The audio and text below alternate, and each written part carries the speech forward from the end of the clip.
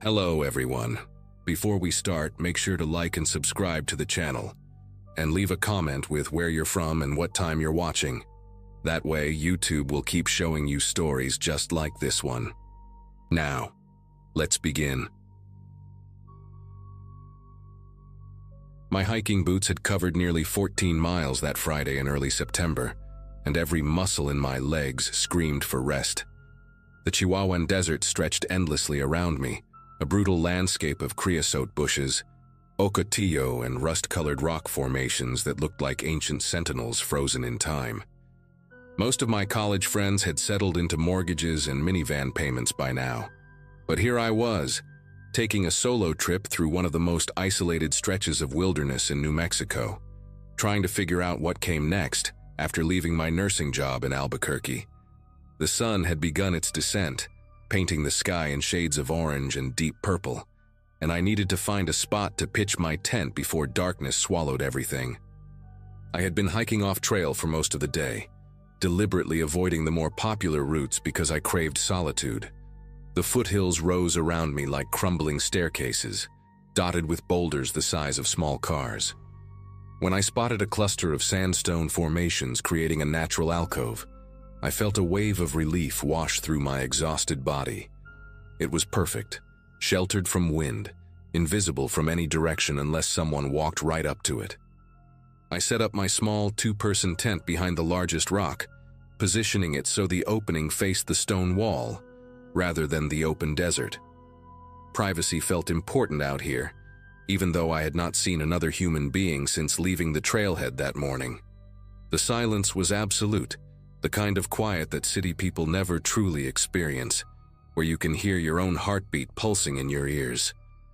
I ate a cold dinner of trail mix and beef jerky, watching the stars emerge one by one until the entire sky transformed into a glittering canvas. My phone showed no signal, which I expected. I had downloaded offline maps before the trip and told my sister Valerie I would check in when I reached the next town in 3 days. By 9:30, I had crawled into my sleeping bag, bone-tired and oddly peaceful. The desert air cooled rapidly after sunset, and I zipped the tent closed, listening to the gentle rustle of wind against nylon. Sleep came quickly, pulling me under like a warm current, and for a few hours, everything was exactly as I had hoped it would be. The sound ripped me from sleep like a hand yanking me out of water. Engines, loud, aggressive, unmistakably the high-pitched whine of ATVs tearing through the desert floor. My eyes snapped open in the pitch blackness of my tent, and I lay completely still, my breath trapped somewhere in my chest. The noise grew louder, echoing off the rock formations, bouncing around until it seemed to come from every direction at once. I fumbled for my phone and checked the time, 11:47. For a long moment, I convinced myself it was just recreational riders, maybe some locals who knew the terrain and liked to race through the desert at night. But something about the way the engines revved, stopping and starting in irregular bursts, made my skin prickle with unease. I slowly unzipped my sleeping bag, moving inch by inch to avoid making any sound. The engines cut off abruptly, and the silence that followed was somehow worse than the noise had been. I crept to the mesh window of my tent and peered out into the darkness. At first, I saw nothing but the vague shapes of rocks and scrub brush under a sliver of moon. Then I noticed the lights, not headlights but handheld flashlights, 4 or 5 of them, bobbing about 300 yards to the east where the ground dipped into a shallow basin. My heart hammered against my ribs as I watched the beams sweep back and forth across the dirt. I could make out silhouettes now, maybe 4 or 5 figures moving with purpose, their movements coordinated like they had done this before. One of them carried something long across his shoulders, a rifle or a shotgun. I could not tell which from this distance. Every instinct in my body screamed at me to stay hidden, to not move, to barely breathe. I pressed myself lower against the tent floor, watching through the tiny window, as the figures gathered in a loose circle around a specific spot on the ground. Then I heard the sound of metal striking earth, rhythmic and deliberate, and I realized with dawning horror that they were digging. The digging continued for what felt like an eternity, but was probably closer to 20 minutes. I did not dare move from my position, barely allowing myself to blink as I watched the flashlight beams dance across the basin. My legs cramped from holding still, but the fear running through my veins kept me anchored in place. Eventually, the shoveling stopped, and I heard voices carry across the still night air. Low, masculine, too distant to make out specific words, but close enough to catch the tone. They sounded casual, almost businesslike, like men discussing a routine task rather than whatever nightmare I was witnessing. Two of the figures broke away from the group and walked back toward where I assumed the ATVs were parked, disappearing behind a ridge. When they returned, they were dragging something between them, something large and heavy wrapped in what looked like a blue plastic tarp. The shape was unmistakable, even from 300 yards away. I had seen enough bodies during my years in the emergency room to recognize the proportions, the way the weight distributed, the limpness of limbs beneath synthetic material. They rolled the tarp into the pit with a carelessness that made bile rise in my throat. One of the men said something, and another laughed, a short barking sound that echoed off the rocks and reached me with sickening clarity. I watched as they began shoveling dirt back into the hole, working quickly now, their flashlights occasionally sweeping wider arcs across the terrain. Every time a beam swung in my general direction, I pressed my face into the tent floor and held my breath until spots danced behind my eyelids. My phone sat useless in my pocket, no signal bars mocking me with their absence. I thought about all the true crime podcasts I had listened to during long shifts, all the stories of people who stumbled onto something they should not have seen and paid the price. The desert was vast, empty, unforgiving. If something happened to me out here, Valerie would not even know to worry for another 3 days. By then, I could be buried in my own shallow pit, just another mystery that the sand would eventually swallow.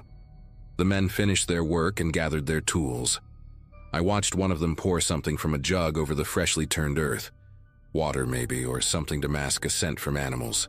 They stood around for a few more minutes, smoking cigarettes whose orange tips glowed like tiny demons in the darkness. Then, one by one, they mounted their ATVs. The engines roared back to life, shattering the silence, and the headlights flicked on in a blinding burst. I buried my face in my arms as the beams swept across the desert floor, certain that at any moment they would land on my tent and everything would be over. But the sound began to fade, moving away, heading south toward what I assumed was a road or a trail that connected to civilization. I waited until the noise dissolved completely into the night, until the only sound was my own ragged breathing and the frantic thudding of my pulse in my ears. Even then, I could not bring myself to move. I lay there in the darkness, trembling, replaying what I had seen over and over until the images burned themselves permanently into my brain. I must have stayed frozen in that position for at least an hour, maybe longer. Time had lost all meaning in the suffocating darkness of that tent. Eventually, the rational part of my brain began to reassert itself, pushing through the fog of terror with practical thoughts. I needed to get out of here.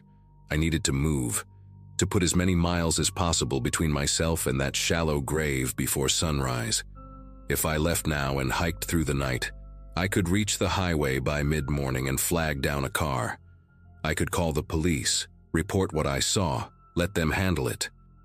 Slowly, carefully, I began gathering my things, shoving my sleeping bag into my pack with hands that refused to stop shaking.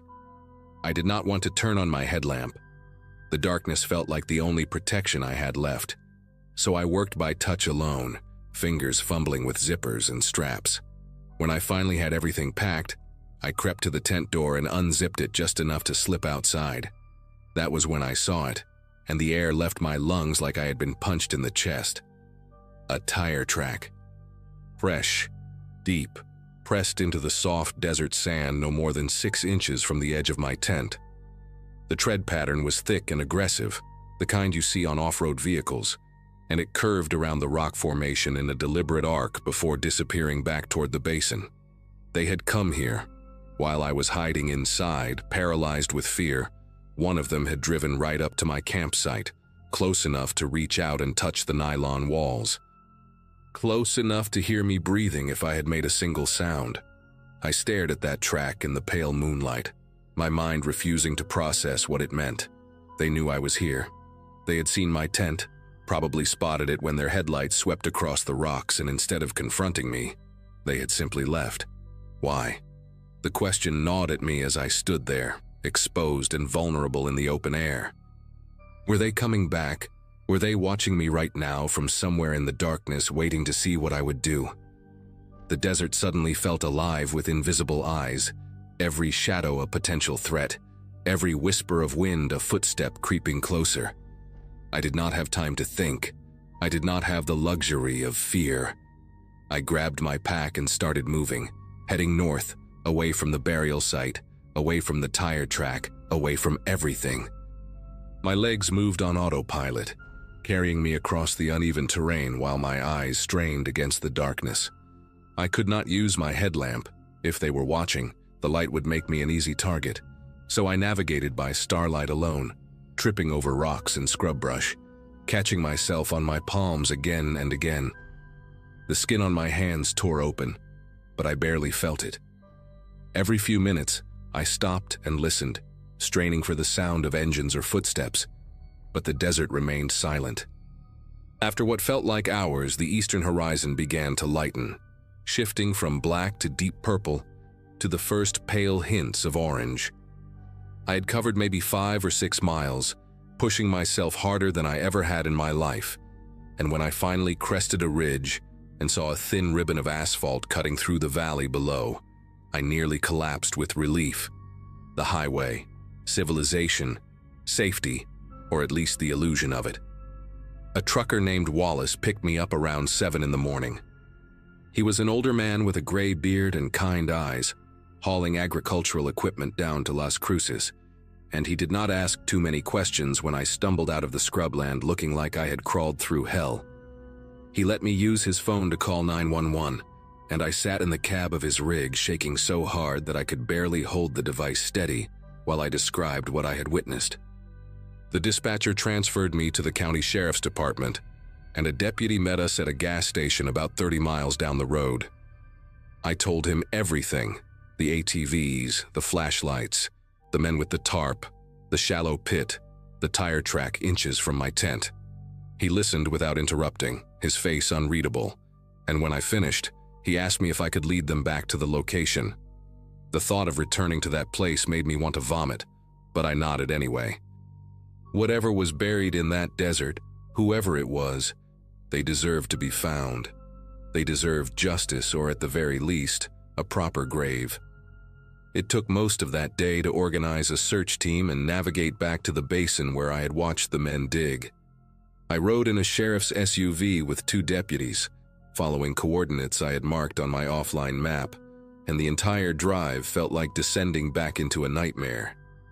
When we arrived, the afternoon sun was blazing overhead, turning the desert into a furnace of heat and light. The deputies fanned out with shovels and a cadaver dog, and within 20 minutes, the dog alerted on a patch of disturbed earth exactly where I said it would be.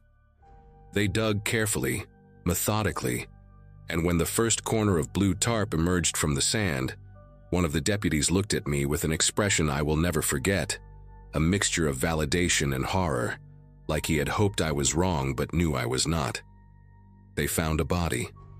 A woman, the medical examiner later determined, probably in her early 40s, dead less than 48 hours. The case remains open to this day. They never caught the men responsible, never identified the victim, never explained why they left me alive when they clearly knew I was there. I have thought about that question every single day for the past 2 years. Sometimes I convince myself they did not see me at all, that the tire track was just a coincidence, a random pass during their sweep of the area. Other times, in the darker hours of the night when sleep refuses to come, I believe they made a deliberate choice. That killing a witness would have complicated things, drawn more attention, created another body to bury. Maybe I was more useful to them alive, a traumatized hiker whose story would sound too wild to believe, who had no real evidence beyond her own terrified eyes. I moved back east after that trip, took a nursing job in Pennsylvania, where the landscape is green and the horizons are short. I do not hike alone anymore. I do not camp in places where I cannot see who is coming from every direction. The desert took something from me that night, some fundamental sense of safety that I will never get back. But it also gave me something, the knowledge that I was strong enough to survive, smart enough to stay silent when silence was all that stood between me and a shallow grave. Whoever that woman was, I hope she has found peace. I hope someone, somewhere, is still looking for her. And I hope that the men who buried her in that basin are looking over their shoulders every single day, wondering if the witness they left alive will be the reason their world comes crashing down.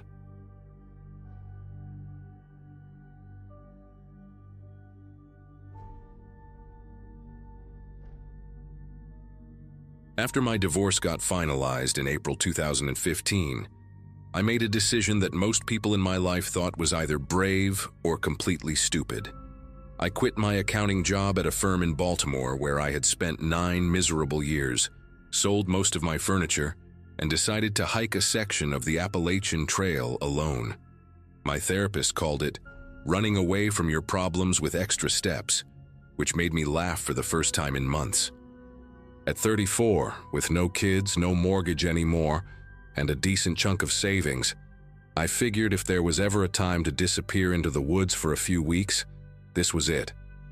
I had done some camping before, nothing too extreme, mostly weekend trips with college buddies back when we were young, and thought sleeping on rocks was fun. But solo backpacking through remote Appalachia was different. I knew that going in, or at least I thought I did. I had been on the trail for about 6 days when I reached a ridge that my map labeled as Creighton's Bluff, somewhere in the backcountry of Western Virginia. The spot was perfect for camping, a flat clearing about 30 feet from a steep drop-off that overlooked a valley thick with old-growth forest. No other hikers had passed me in almost 2 days, which was exactly what I wanted. Cell service had died sometime around day 3, and I had made peace with being completely disconnected. That Wednesday evening, I set up my tent, got a small fire going, and cooked some dehydrated chili that tasted like cardboard mixed with regret. The sun dropped behind the mountains around 8, painting everything in shades of orange and purple that made me feel, for a moment, like maybe this whole trip was not such a crazy idea after all. I remember sitting there, watching the valley below fade into shadow, feeling genuinely calm for the first time since my ex-wife told me she had been seeing someone else. That calm would not last through the night. It started around 10:30, maybe 11. I was lying in my tent, not quite asleep, but drifting in that hazy space between awake and dreaming, when I heard the first rock, a sharp crack echoing up from the valley below, the unmistakable sound of stone hitting stone. I did not think much of it at first. Rocks fall, animals knock things loose, the mountains are alive with small noises at night. But then I heard another one, and another, and they were not random. There was a rhythm to them, a deliberate pattern, like someone was throwing rocks off a ledge at steady intervals. One every 8 or 10 seconds, each impact ringing through the darkness like a slow, patient drumbeat. I unzipped my tent and crawled out into the cold night air, my breath misting in front of my face. The fire had burned down to embers, casting barely enough light to see my own boots. I stood at the edge of the clearing and stared down into the valley. But there was nothing to see, just blackness, thick and absolute, swallowing everything below the ridgeline. The rocks kept falling. I counted them. 14, 15, 16, each one landing somewhere far below with that same sharp crack. It sounded like they were being thrown from somewhere to my left, maybe a quarter mile along the ridge, but I could not see any light or movement in that direction. No flashlight beam, no campfire glow, nothing to suggest another hiker was out there in the dark. I told myself it was probably some animal, maybe a bear knocking stones loose while foraging, or a rock slide that just happened to have a weirdly consistent pace. But I had spent enough time in the woods to know what natural sounds felt like. And this did not feel natural. This felt intentional, purposeful, like someone was sending a message across the darkness, and I just could not understand what it meant. After about 20 minutes, the rocks stopped. The silence that followed was somehow worse than the noise had been. I climbed back into my tent, zipped it tight, and lay there with my eyes wide open, listening to my own heartbeat pound against the ground beneath me. I must have dozed off at some point, because the next thing I remember is snapping awake to complete silence. The kind of silence that feels wrong, like the forest itself is holding its breath. My watch said it was 1:47 in the morning. I lay still for a long moment, trying to figure out what had woken me, and then I saw it, a faint glow moving through the trees in the valley below. At first I thought my eyes were playing tricks on me, that maybe I was still half asleep and imagining things. But the light was real. It was dim and yellowish like an old lantern or a candle behind dirty glass, and it was weaving between the trees maybe half a mile down the slope. I grabbed my binoculars from my pack and pressed them to my face, trying to get a better look. The light bobbed and swayed as it moved, disappearing behind tree trunks and reappearing a few seconds later, heading in a direction that made no sense. There was no trail down there. I had studied my map carefully before setting up camp, and that part of the valley was unmarked wilderness, nothing but dense forest and rough terrain for miles. Then I saw another light. This one appeared further to the right, maybe 200 yards from the first, moving in a parallel path through the darkness. And then a third, even further out, barely visible through the canopy. 3 lights, all moving at roughly the same pace, all heading in the same general direction, like some kind of silent procession through the woods. I watched them for almost 15 minutes. My binoculars pressed so hard against my face that they left marks on my skin. The lights never flickered like flashlights would. They never swept back and forth like someone searching for a trail. They just drifted steadily forward, smooth and purposeful, weaving between obstacles I could not see. I tried to convince myself it was other hikers, maybe a group doing some kind of night trek, but nothing about the way those lights moved suggested normal hiking. Normal hikers stumble. Normal hikers stop to check their footing. These lights glided through the forest like they knew exactly where they were going, like they had walked that path 1,000 times before in the dark. Around 2:15, the lights changed direction, all 3 of them, almost simultaneously, like they had received some signal I could not hear. They stopped their forward movement and began angling upward toward the ridge, toward me. I lowered the binoculars and felt my chest tighten. It could have been a coincidence. The ridge was a natural landmark, and if those people were heading somewhere specific, following the high ground would make sense. But the timing felt wrong. They had been moving parallel to the ridge for 15 minutes, and now suddenly, they were climbing. I sat there in the darkness watching those 3 dim lights slowly ascend the slope, and I tried to calculate how long it would take them to reach the top. An hour maybe. Maybe less if they knew the terrain well. I thought about packing up and leaving, but hiking alone at night on a trail I barely knew seemed like a good way to twist an ankle or walk off a cliff. So I stayed.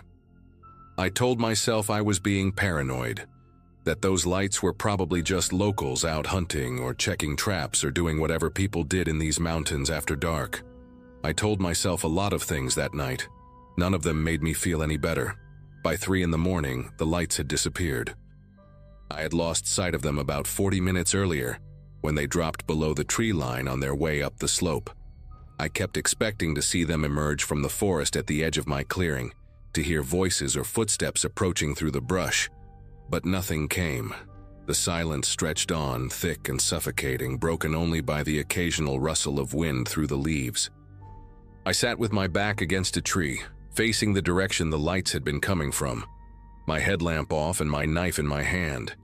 It was a folding blade, nothing impressive, but holding it made me feel slightly less helpless. The fire had gone completely cold by then, just a circle of gray ash that offered no warmth and no light. I thought about relighting it, but something told me not to. Something told me that right now, in this moment, being visible was not a good idea. So I sat in the dark and I waited, my ears straining for any sound that did not belong. The mountains around me felt different than they had during the day, older somehow, hostile, like I had wandered into a place where I was not supposed to be, and something out there knew it. I do not know when I fell asleep. I did not mean to. Every nerve in my body was screaming at me to stay alert, but exhaustion must have won eventually. One moment I was staring into the darkness with my knife clutched against my chest, and the next I was blinking awake to pale gray light filtering through the trees. Dawn. I had made it to dawn. My neck ached from sleeping upright against the tree, and my fingers were stiff from gripping the knife handle for hours. I sat there for a moment, letting the relief wash over me, listening to the first birds beginning to call in the canopy above. In the daylight, everything seemed almost normal again. The valley below was just a valley, green and quiet and unthreatening. The ridge was just a ridge. I let out a long breath and started to push myself up from the ground, already thinking about packing up my gear and putting as many miles as possible between me and this place. That is when I noticed the footprints. They were about 8 feet from where I had been sitting, pressed into the soft dirt near the remains of my campfire. I walked over slowly, my legs unsteady beneath me. The prints were bare feet. No boots, no shoes, just the clear impression of naked soles and toes pressed into the earth. They were wide, wider than my own feet by a good margin, and the toes were splayed apart in a way that looked almost unnatural, like whoever made them was used to walking without footwear. I crouched down and studied them, my heart hammering against my ribs. There were at least a dozen prints, overlapping in places, circling the dead fire in a slow, deliberate pattern. Whoever had made them had walked around my campsite while I slept. They had stood right there, right next to the ashes, close enough to touch my tent if they had reached out. I followed the tracks with my eyes, tracing their path around the fire pit, and felt something cold settle into my stomach when I saw where they led. The prints came right up to the base of the tree I had been leaning against. They stopped maybe 6 inches from where my legs had been stretched out in the dirt. Someone had stood over me in the darkness, barefoot and silent, watching me sleep, and I had not heard a thing. I packed my gear in under 5 minutes.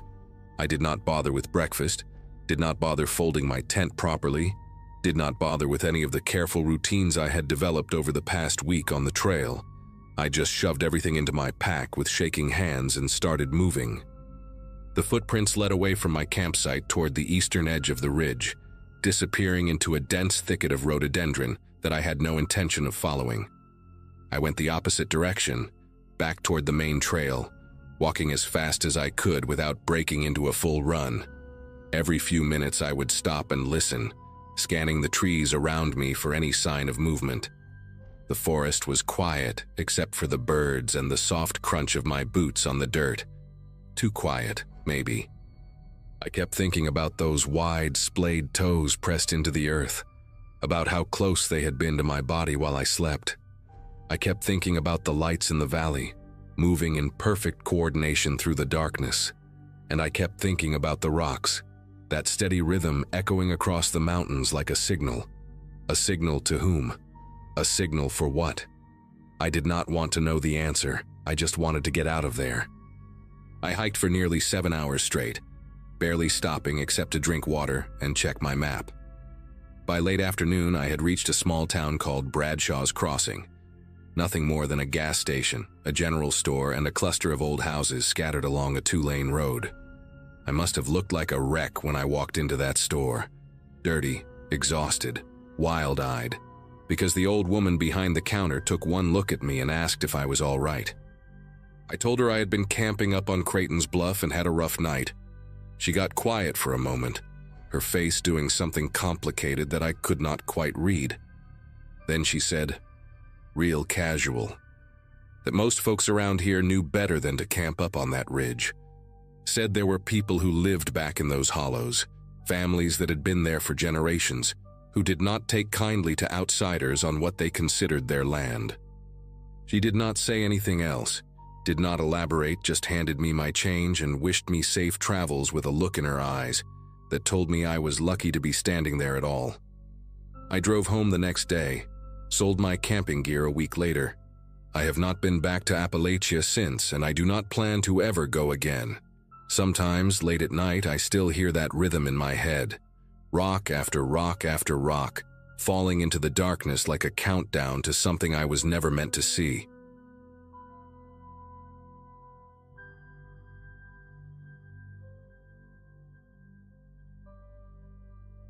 My college roommate, Brianna, had been planning this camping trip for months. It was supposed to be a celebration. All 5 of us had just survived our junior year finals, and we were desperate to decompress before summer internships scattered us across different states. The group was me, Brianna, our friend Chloe from the photography club, and 2 guys from our study group, Austin and Wesley. Brianna and I had shared a dorm since freshman year, which means I was 21 that spring. Still young enough to believe that bad things only happened to people who made bad decisions. I had known Austin since orientation week, and he had always been a little intense, but in a way that seemed harmless back then. He was the kind of guy who would text you 17 times if you did not respond within an hour, who remembered every detail of every conversation you ever had with him. Brianna used to joke that he would make someone a very attentive boyfriend someday. None of us were laughing by the end of that weekend. We drove up to Blackwood Ridge in Austin's pickup truck on a Friday afternoon. The campsite was about 4 hours from campus, deep in a national forest that Brianna had discovered through some hiking forum online. She had printed out maps, packed enough supplies for a week even though we were only staying 2 nights, and created a whole itinerary of trails and lookout points she wanted us to visit. The drive up was normal enough. We played music, passed around bags of chips and gummy worms, talked about professors we hated and classes we were dreading in the fall. Austin was quieter than usual, spending most of the ride staring out the window at the passing trees. I figured he was just exhausted from finals like the rest of us. When we finally pulled off the main road onto the dirt path leading to our campsite, the sun was already starting to dip below the tree line.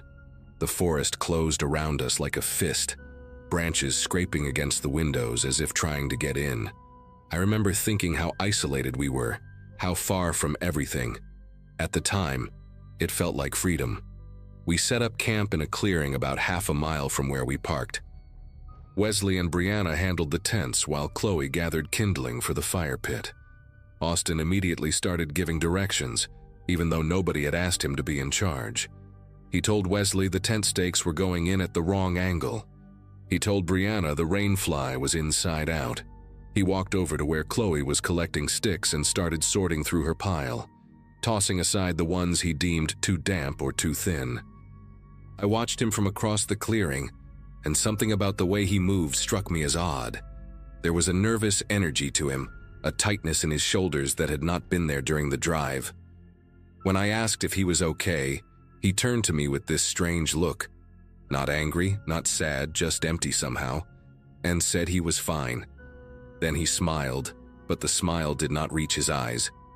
Brianna caught my gaze and shrugged, mouthing the word finals, as if that explained everything. I wanted to believe her. That first night around the campfire should have been perfect. The sky was clear, filled with more stars than I had ever seen living in the city, and Chloe had brought her portable speaker so we could listen to music while we roasted marshmallows. But Austin kept steering the conversation in uncomfortable directions. He brought up a party from sophomore year where Brianna had gotten too drunk and needed someone to walk her home. He had been that someone, and he made sure we all remembered it.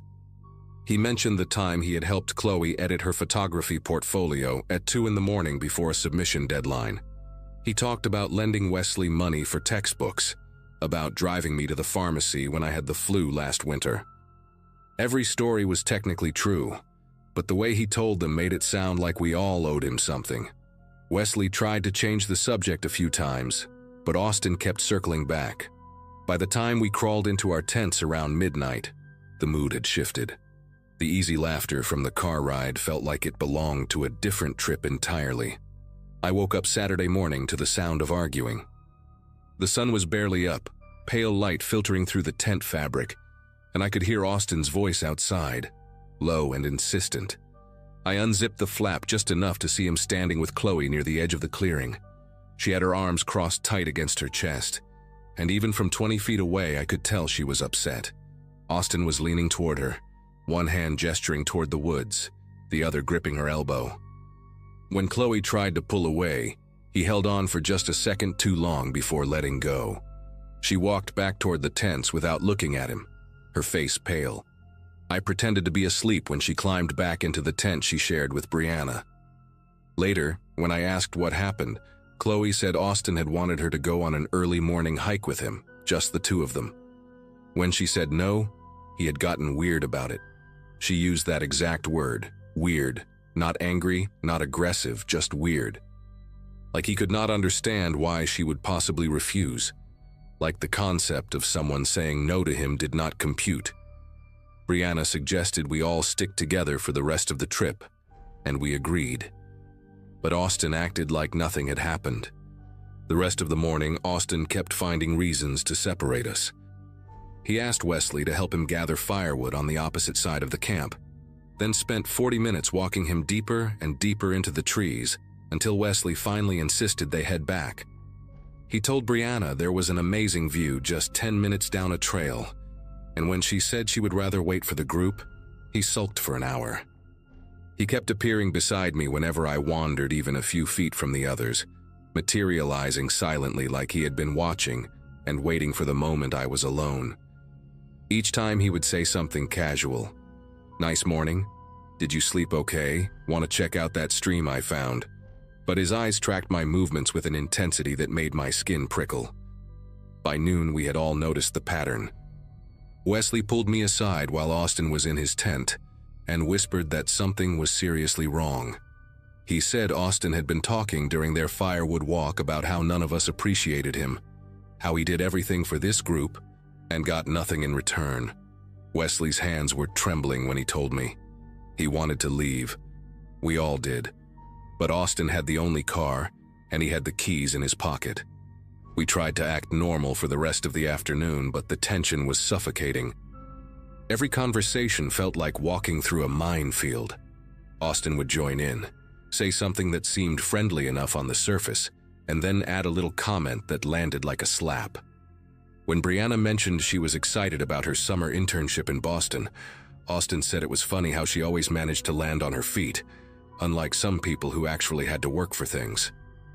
When Chloe took photos of the creek, Austin asked if she ever got tired of hiding behind a camera instead of actually connecting with people. Each remark was delivered with a smile, in a tone that made you question whether you had heard it right. Brianna kept shooting me glances that screamed, "We need to talk," but there was never a moment when Austin was not hovering nearby. Around 4 in the afternoon, Chloe announced she was going to take a nap in her tent. Brianna said she would join her. Wesley suddenly remembered he had a headache and retreated to the tent he shared with Austin. I started to follow Brianna, desperate to regroup and figure out a plan, but Austin stepped directly into my path.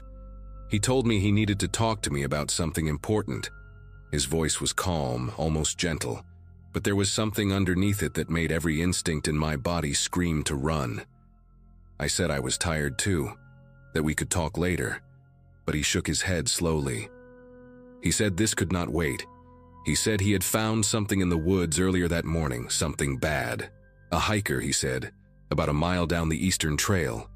She had fallen and hurt her leg, could not walk, and was alone out there with no cell service and no way to get help. He said he had been waiting all day to tell someone, but did not want to scare the group. He said the woman was in real pain and we needed to help her right now. His eyes locked onto mine, unblinking, and he reached out to take my hand. He said the others would slow us down, that we needed to move fast, just the two of us.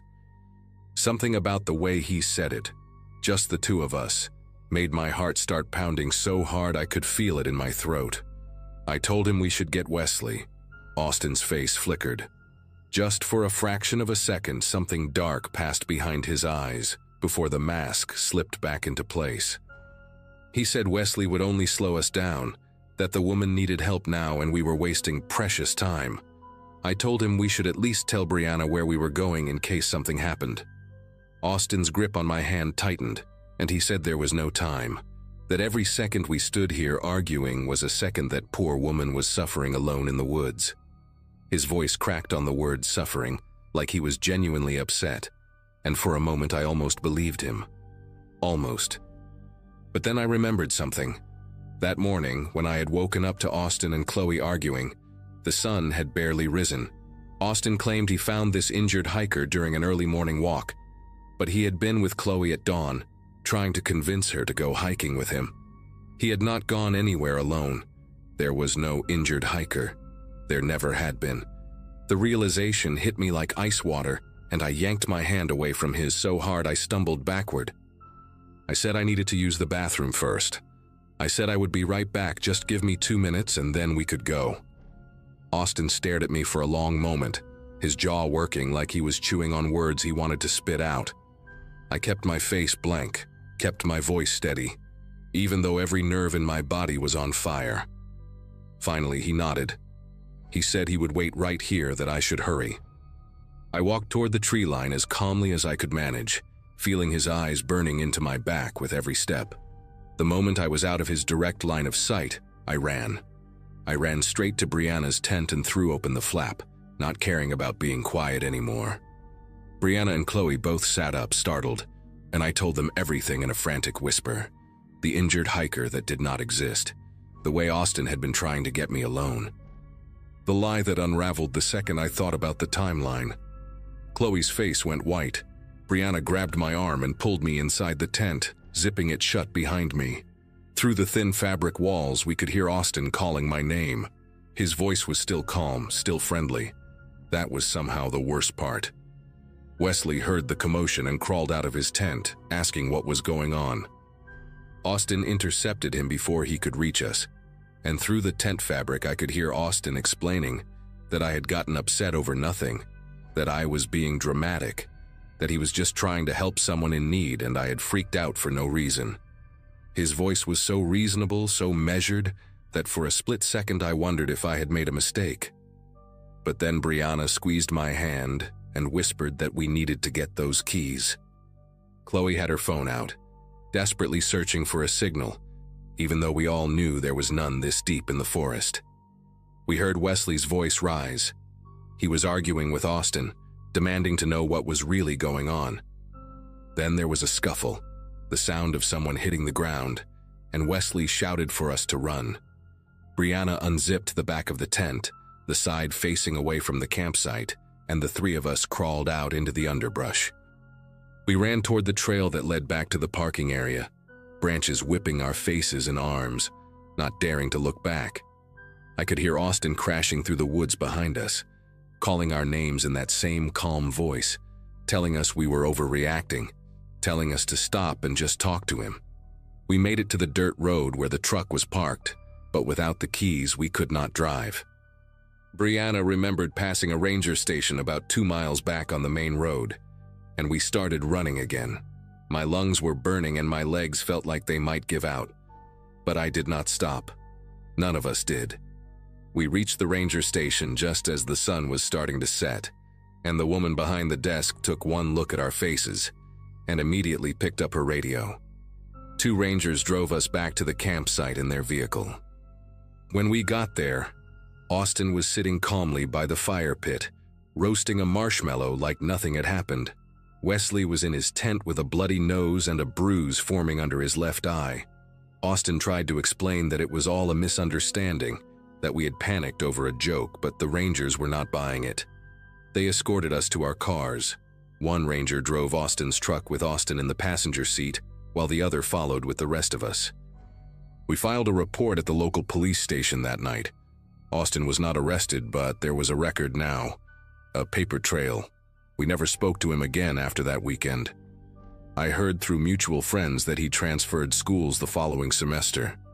Sometimes I still think about that moment in the clearing, when he took my hand and asked me to follow him into the woods. I think about what might have happened if I had not remembered that he was with Chloe that morning. If I had believed him, if I had gone.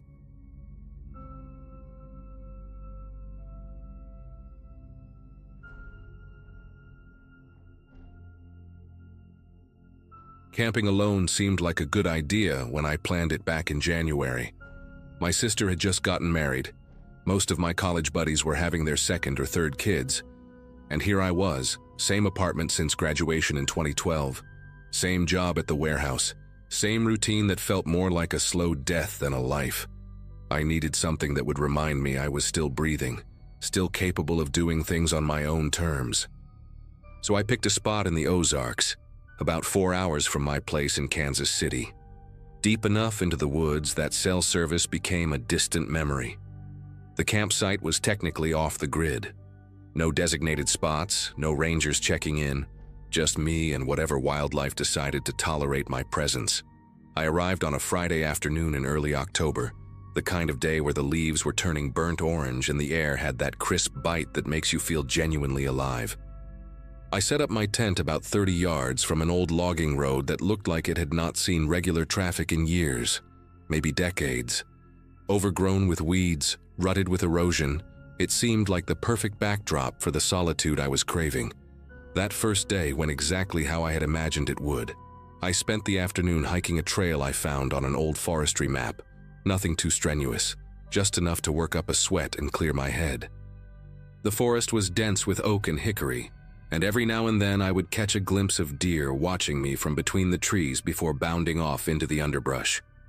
I cooked dinner over a small fire as the sun went down. Just canned chili and some bread I had packed. Nothing fancy, but it tasted incredible out there in the middle of nowhere. By 9 that evening, I was in my tent with a paperback I had been meaning to read for months, a flashlight propped against my backpack, and the sounds of the forest settling in around me. Owls hooting somewhere in the distance, branches creaking in the wind, the occasional rustle of something small moving through the fallen leaves. I fell asleep around 10, feeling more at peace than I had in months, completely unaware that in a few hours, that peace would shatter into something I still have nightmares about. The sound that woke me was not loud, but it was wrong. Out here, you get used to the natural rhythm of the forest pretty quick. Animals moving through brush, wind pushing through branches, the occasional crack of a dead limb falling somewhere in the darkness. But this was different. This was mechanical. A low rumble that grew steadily louder, the unmistakable groan of engines working hard against rough terrain. I lay there in my sleeping bag, eyes open, heart starting to pick up speed, telling myself it was probably just some hunters using the old logging road as a shortcut. People did that sometimes, right? Used abandoned roads to get deeper into hunting grounds. But something in my gut was telling me to stay quiet, stay still. Do not move until you know what you are dealing with. I checked my phone out of habit. 3:14 in the morning, no signal, battery at 62%. The engine noise grew louder and then multiplied. Not one vehicle, 2. I heard them stop maybe 50 yards from my position, engines idling for a moment before cutting off completely. Doors opened and closed, not slammed but pushed shut carefully, deliberately, the way someone closes a door when they do not want to make noise. I could hear voices now, low and indistinct, the kind of murmuring that happens when people are trying not to be heard. Every instinct I had was screaming at me to stay exactly where I was, but I needed to see what was happening. I unzipped my sleeping bag as slowly as humanly possible, each tooth of the zipper sounding like a gunshot in the silence of my tent. I crawled toward the mesh window on the side facing the road, keeping my body as flat as I could against the ground. The moon was about 3/4 full that night, bright enough to cast shadows, and when I pressed my face against the mesh, I could see them, 2 pickup trucks, both dark-colored, parked nose to nose on the logging road. And around them, moving with purpose, at least 5 men. They were unloading something from the bed of the first truck, rectangular bundles wrapped tight in what looked like black plastic or maybe heavy-duty trash bags, each one about the size of a large duffel bag. The men worked in near silence, passing the bundles from one to another in a chain, stacking them on the ground between the 2 vehicles. I counted the packages as they moved them, 8, 9, 10, 12 total. One of the men said something I could not make out, and another one responded with a harsh whisper that carried just enough for me to catch the tone. Angry, impatient. These were not hunters, these were not hikers who got lost. I had stumbled into something I was never supposed to see, and the realization hit me like a bucket of ice water. I pressed myself even flatter against the floor of my tent, trying to make myself as small as possible, barely breathing. The arguing got louder. I could make out fragments now, something about a count being wrong, about someone named Ray who had screwed something up. One of the men, taller than the others with broad shoulders and a baseball cap, stepped away from the group and pulled out a flashlight. He clicked it on and swept the beam across the tree line, slow and deliberate, like he was looking for something specific. The light passed within 10 feet of my tent, and I swear my heart stopped beating for a full second. Then the beam swung back toward the road, and the tall man froze. He was staring at the ground near the edge of the logging road, right where the overgrown grass met the dirt. I knew instantly what he was looking at. My boot prints. The ones I had left that afternoon when I crossed the road during my hike. The ones I had not even thought twice about because who would ever see them out here in the middle of nowhere? The tall man called out to the others, his voice low but urgent. I watched as 3 of them gathered around him, flashlights clicking on one by one. All of them aimed at the ground where my tracks disappeared into the tree line, toward me. One of them pulled something from his waistband, a handgun, black and angular in the moonlight, and held it down by his side. Another one had what looked like a shotgun, the barrel catching the light as he shifted it from one hand to the other. They talked among themselves for maybe 30 seconds, their voices too quiet for me to make out the words. But their body language told me everything I needed to know. They were going to search. They were going to find me. I had maybe 2 minutes, maybe less, before one of those flashlight beams landed on my green 2-person tent, and everything I had ever worried about in my life became completely irrelevant. I had to make a choice, and I had to make it fast. Running was not an option. The forest floor was covered in dry leaves and fallen branches, and I would sound like a stampeding elephant the moment I tried to move. Staying in the tent was suicide. They would find it. They would find me inside it, and whatever happened after that would not end with them politely asking me to forget what I saw. My eyes landed on a fallen oak about 15 feet from my tent, a massive trunk that had come down sometime in the last year, its root system torn up and creating a dark, hollow space beneath where it had lifted the earth. I had noticed it when I was setting up camp, thought about how it would make decent shelter if my tent failed. Now it might be the only thing that kept me alive.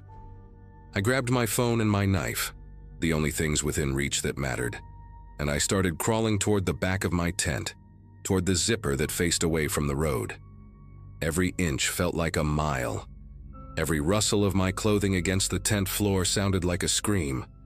I got the back zipper open just enough to squeeze through, and I slithered out onto the cold ground like some kind of desperate animal. The fallen oak was right there, a dark mass against the slightly lighter darkness of the forest. I could hear the men entering the tree line now, maybe 40 feet behind me, their footsteps crunching through the leaves with no attempt at stealth. They were not trying to be quiet anymore. They knew someone was out here and they were coming to find them. I crawled on my belly toward the root hollow, feeling rocks and twigs dig into my chest and stomach, biting down on my lip so hard I tasted copper. The hollow was smaller than I remembered, barely big enough for a grown man to fit inside, but I wedged myself into it anyway. I pulled dead leaves over my legs, pressed my face into the dirt, and I waited. The smell of damp earth and rotting wood filled my nostrils. Somewhere above me, an owl took flight, its wings cutting through the air with a sound like shuffled paper. The flashlight beams found my tent about 30 seconds later. I heard one of them curse, a sharp, surprised sound that cut through the quiet, and then they were all talking at once, their voices overlapping in urgent bursts. Someone said, "Check inside," and I heard the unmistakable sound of my tent being ripped open, the fabric tearing like it was made of tissue paper. They were maybe 20 feet from where I lay hidden, close enough that I could hear them breathing, close enough that if one of them decided to sweep that flashlight beam just a little to the left, just a little lower, they would see me. I pressed myself deeper into the hollow, feeling the roots dig into my back, feeling something crawl across my hand that I refused to think about. One of the men was going through my belongings now. I could hear him tossing things aside, my backpack hitting the ground, my sleeping bag being shaken out. Then a voice, clearer than the others, said something that made me dig my fingernails into the dirt. Whoever was here left in a hurry. They could still be close, spread out. The next 15 minutes were the longest of my entire life. I lay there in that hollow, not moving, barely breathing, while flashlight beams swept through the trees around me. At one point, a pair of boots stopped less than 5 feet from my hiding spot. I could see them through a gap in the roots, brown work boots caked with mud, standing right there on the other side of the fallen trunk. The man was breathing hard, annoyed, muttering something under his breath about wasting time. I watched those boots pivot slowly, the flashlight beam passing directly over the trunk above my head, and I made a deal with whatever God might be listening. If I survived this night, I would never take another moment of my ordinary, boring life for granted. The boots turned and walked away, crunching through the leaves toward the road, and I finally let myself take a full breath. But I did not move. I did not make a sound. I stayed exactly where I was, buried in the dirt like a corpse, waiting. Eventually, I heard them gathering back by the trucks. The tall man was giving orders, his voice carrying through the still night air. They were going to finish what they came here to do and get out. If whoever was camping here had run off into the woods, they were probably miles away by now, not worth chasing in the dark. I heard the bundles being loaded into the second truck, heard doors slamming shut with less care than before, heard engines starting up and tires grinding against the rutted road. The sound of those trucks fading into the distance was the sweetest thing I had ever heard, but still I did not move. I lay in that hollow for another hour, maybe 2, until the first gray light of dawn started filtering through the trees. Only then did I crawl out, covered in dirt and dead leaves and something sticky I did not want to identify. My tent was destroyed. My backpack had been dumped out and scattered, but I was alive. I was alive and they were gone, and none of it felt real. I gathered what I could salvage and hiked out of those woods faster than I have ever moved in my life. It took me almost 3 hours to reach my car, parked at a trailhead off the main highway, and another 40 minutes of driving before my phone finally picked up a signal. I pulled over at the first gas station I saw and called the police. The deputy who took my statement was a woman named Torres, mid-50s with tired eyes and a voice that suggested she had heard a lot of strange stories over the years. She listened without interrupting, wrote everything down and told me she would pass it along to the county sheriff and the DEA field office. She also told me, in that careful way cops have when they are trying not to scare you, that I should probably stay with family for a while, just in case. I did not ask her to explain what she meant by that. I did not need her to. I drove straight to my sister's place in Springfield and did not go back to my apartment for 2 weeks. I never heard anything official about what happened that night. No arrests made the news, no drug busts in the Ozarks that matched what I saw. Torres called me once, about a month later, to tell me the investigation was ongoing but that I should not expect any updates. She thanked me for coming forward and reminded me again to be careful. That was it. Sometimes I wonder if those men ever figured out who I was, if they went back to that campsite and found something I left behind, some piece of identification I did not think to grab in my panic. Sometimes I lie awake at night and imagine a dark pickup truck parked outside my building, engine idling, waiting. But it has been almost 2 years now, and nothing has happened. I still go camping, not alone anymore and never anywhere remote. I stick to established campgrounds with rangers and other families and cell service. I traded solitude for safety, and I have made my peace with that. But every now and then, when I am lying in my tent and I hear an engine in the distance, my whole body goes rigid, and I am right back in that hollow, pressing my face into the dirt, praying those boots do not come any closer.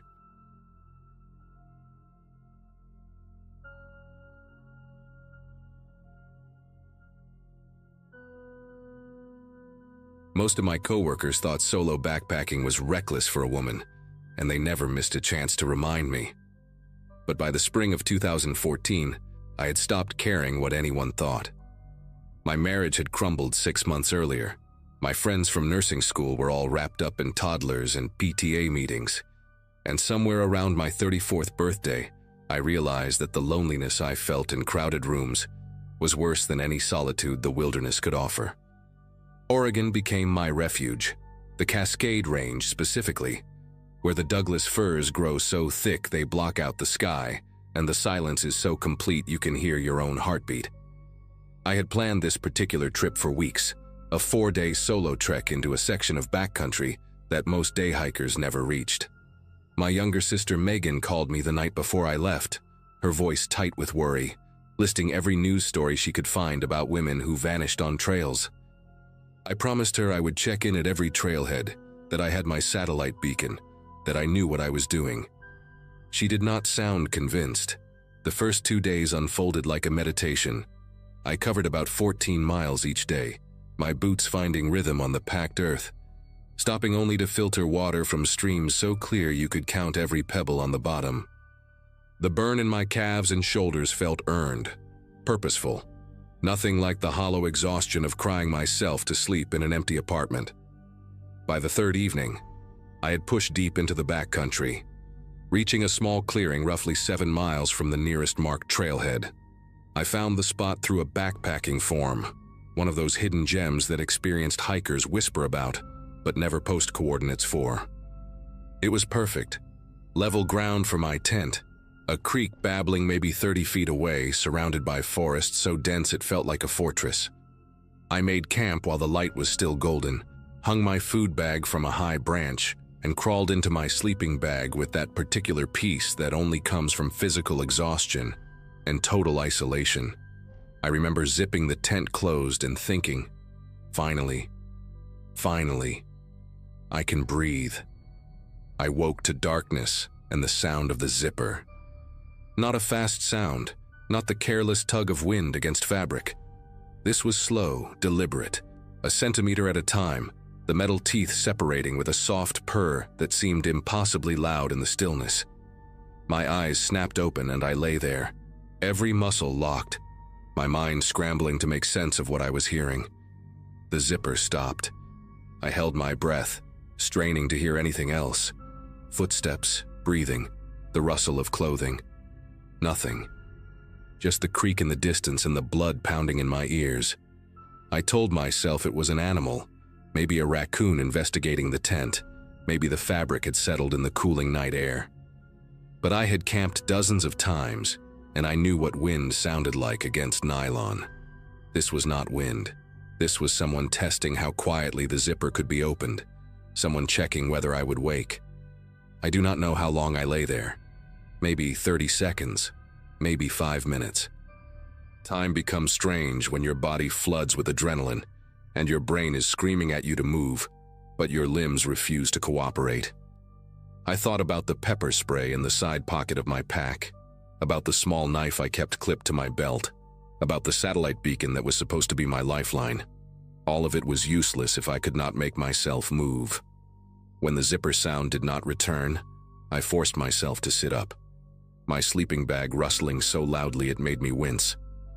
I grabbed my headlamp from the mesh pocket near my head and held it like a weapon, my thumb hovering over the power button. I counted to 10, then to 20, giving whoever, whatever, was outside time to leave. Then I took the deepest breath of my life, unzipped the tent flap in one fast motion, and burst out into the night with the headlamp blazing. Nothing. The beam cut through the darkness and found only trees, their trunks pale and ghostly in the white light. I spun in a circle, my heart slamming against my ribs, searching for movement, for the shape of a person, for anything that would confirm I was not losing my mind. The clearing was empty. The forest stood silent and indifferent around me, the creek still murmuring its endless song somewhere to my left. I stood there in my thermal underwear and wool socks, the cold mountain air biting at my exposed skin, and I almost laughed. Almost convinced myself that I had dreamed the whole thing, that the stress of the past months had finally cracked something loose in my brain. Then I turned back toward my tent and saw my hiking poles. I had planted them in the ground beside the tent vestibule before bed, crossed in an X the way I always did, so I could find them easily in the morning. Now they were lying flat on the ground, parallel to each other, positioned almost neatly about 3 feet from where I had left them. The air left my lungs like I had been punched. I swept the headlamp beam across my campsite, forcing myself to really look at everything. My backpack was leaning against a tree where I had left it, but the main compartment buckles were undone. I always fastened them. It was habit, muscle memory from years of keeping my gear secure. I walked toward it on legs that felt like they belonged to someone else. And when I got close, I could see that the top flap had been lifted, the contents slightly rearranged. My first aid kit was on top now, though I distinctly remembered packing it beneath my rain jacket. Someone had been going through my things while I slept, and they had been quiet enough that I only woke when they started on the tent. The thought made my throat close up. How long had they been there? How close had they gotten before I heard the zipper? I backed away from the pack, my headlamp swinging wildly as I scanned the tree line, suddenly certain that whoever had done this was still watching me from somewhere in that wall of darkness. I do not know what made me look down.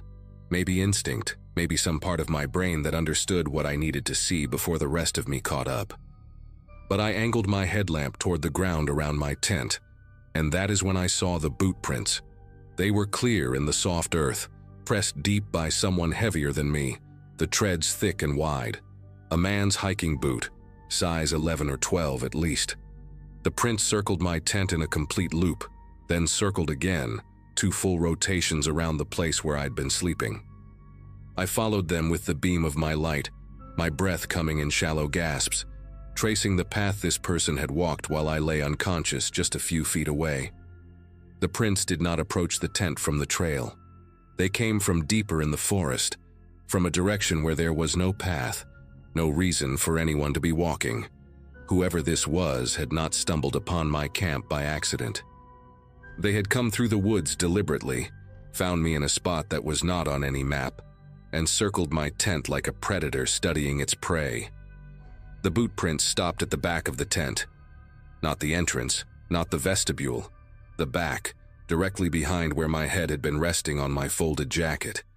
I stared at those prints, at the deep impression in the soil where someone had stood perfectly still, and I tried to comprehend what I was seeing. This person had walked twice around my tent, then positioned themselves inches from my skull, with only a thin layer of nylon between us. They had stood there listening to me breathe, maybe watching my silhouette through the fabric, close enough to touch me if they wanted. The realization hit me in waves, first disbelief, then horror, then a cold and primal fear that made every hair on my body stand rigid. I was 7 miles from the trailhead, no cell service, no other campers.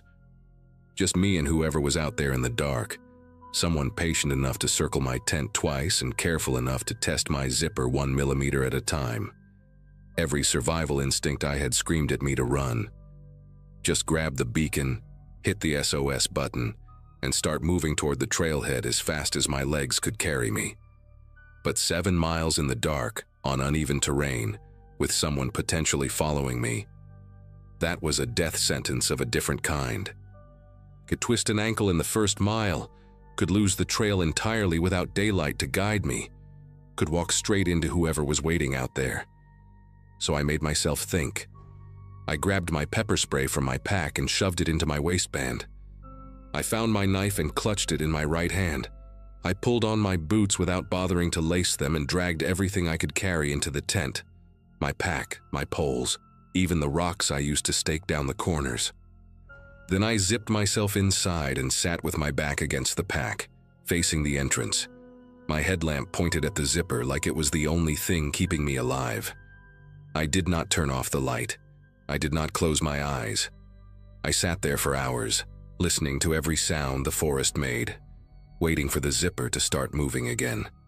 Dawn came slowly, the sky shifting from black to deep blue to gray in increments so gradual I almost did not notice. When enough light filtered through the nylon that I could see color again, I allowed myself one long exhale. I had not heard anything else during the night, no footsteps, no rustling, no second attempt at the zipper. But I was not foolish enough to think that meant I was safe. I packed my gear in record time, my hands fumbling with buckles and straps, shoving everything into my bag without the careful organization I normally insisted on. The boot prints were still there in the morning light, even clearer now, and I forced myself to photograph them with my phone before I left. I do not know why. Evidence, maybe, or proof to myself that I had not imagined the whole thing. The photos showed exactly what I had seen in the dark, 2 complete circles around the tent, deep impressions where someone had stood motionless at my head, and a single line of tracks leading back into the forest in the direction of nothing. I hiked out faster than I have ever moved in my life. What should have taken 4 hours took me just under 3, my legs burning, my lungs screaming, but I refused to stop for more than a few seconds at a time. Every snapping branch made me spin around. Every shadow between the trees looked like a figure waiting. I kept the pepper spray in my hand the entire way, my thumb on the trigger, ready for someone to step out of the forest and confirm my worst fears. But no one did. The trail remained empty, the woods remained silent, and when I finally reached the trailhead parking lot and saw my car sitting there untouched, I nearly collapsed against the hood. There were 2 other vehicles in the lot, a green pickup truck with Montana plates and a white sedan with a bike rack on top. I stared at them for a long moment, wondering if one of them belonged to whoever had visited my camp, wondering if they were still out there in the wilderness or if they had already driven away before dawn. I got in my car, locked the doors, and did not stop driving until I reached the ranger station 20 miles down the mountain. The ranger on duty was a woman named Colleen, mid-50s with gray streaks in her braid, and the kind of calm demeanor that made me feel safe for the first time in 12 hours. I showed her the photos, told her everything, the zipper, the boot prints, the way my things had been moved. She listened without interrupting, her expression growing more serious with each detail. When I finished, she told me I was not the first. There had been 2 other reports that summer, both from solo female hikers in the same general area, both describing similar experiences. Someone approaching their camp at night, testing tent zippers, moving equipment. One woman had woken to find her boots placed neatly outside her tent door, laces removed. Another discovered a small pile of rocks stacked beside her head, placed there while she slept. Colleen said they had increased patrols but never caught anyone, never found a permanent camp or any other evidence. She took down my information, filed a report, and told me to contact local law enforcement if I wanted to press further. I drove home that afternoon and did not go back to the Cascades for 2 years. I still hike. I refuse to let whoever that was take that away from me, but I never camp alone anymore, and I never will again. Sometimes at night, when I am lying in bed in my apartment with the doors locked and the city humming outside my window, I think about those boot prints circling my tent. I think about the patience it took to move that slowly, that quietly, to test a zipper 1 tooth at a time while a woman slept inches away. I think about what would have happened if I had not woken up, if the sound had not pulled me from sleep at exactly the right moment. The ranger told me they never caught anyone, and as far as I know, they still have not. I check the hiking forums sometimes, looking for new reports from that area, hoping I will read that someone was arrested, that the mystery was solved. But there is never any update, never any resolution. Just silence, and the knowledge that somewhere in those mountains someone is still out there, walking through the trees in the dark, circling tents, testing zippers, waiting for the ones who do not wake up.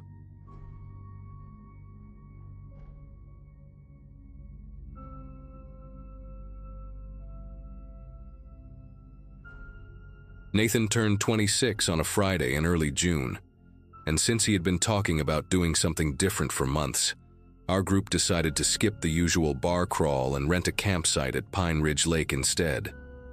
The place was about 3 hours north of where we all lived in Ohio, tucked away in this sprawling state park that promised seclusion and good fishing. There were 5 of us making the trip: Nathan, his girlfriend Jenna, our friend Troy and his younger brother Danny, and me. We had all graduated from the same high school back in 2016, except for Danny, who was a few years behind us, and camping together felt like the kind of throwback adventure we needed after years of desk jobs and routine weekends. I remember packing that morning with this genuine excitement I had not felt in a long time, thinking about campfires and cold beers and staying up late telling stupid stories. The drive up was perfect, all green hills and that particular early summer light that makes everything look like a postcard. None of us could have known what was waiting for us at that lake.